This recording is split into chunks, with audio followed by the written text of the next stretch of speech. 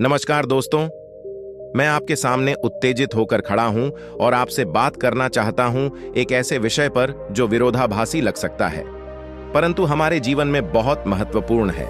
अकेलापन की शक्ति। अकेलापन को अक्सर एक नकारात्मक अनुभव माना जाता है, कुछ ऐसा जिसे छोड़ना या पार करना चाहिए। हालांकि मुझे विश्वास है कि अकेलापन हमारे मन की शक्ति, आत्म खोज और व्यक्तिगत विकास का स्रोत हो सकता है। हमारी तेजी से चलने वाली और आपस में जुड़ने वाली दुनिया में हम हमेशा शोर और विचारों की घबराहट में रहते हैं।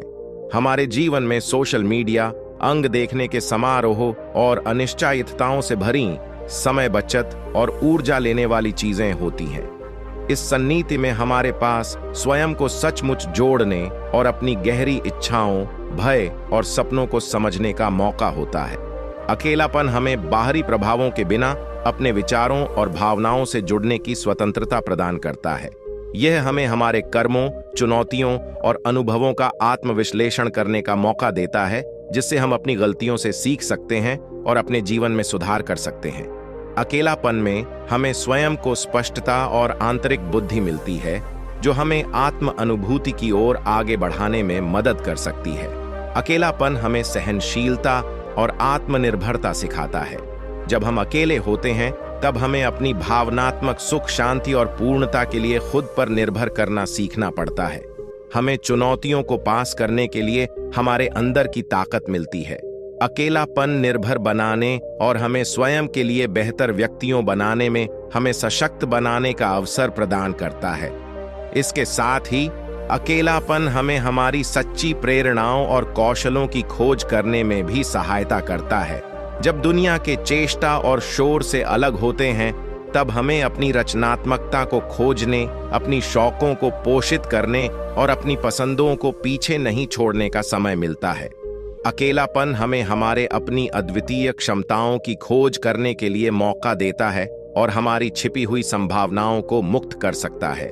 अकेलापन हमें सहानुभूति और सहानुभूति की भावना सिखाता है। जब हम अकेलापन का अनुभव करते हैं, तब हमें उन लोगों के दर्द और अकेलेपन की अनुभूति के प्रति अधिक संवेदनशील बनते हैं जो इसी तरह की मुसीबतों से गुजर रहे हों।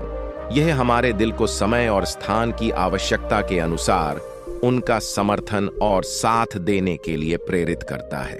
अकेलापन हमें अर्थपूर्ण संबंधों का निर्माण करने और हमारी समुदाय में अपने अस्तित्व की भूमिका बनाने के लिए प्रेरित कर सकता है।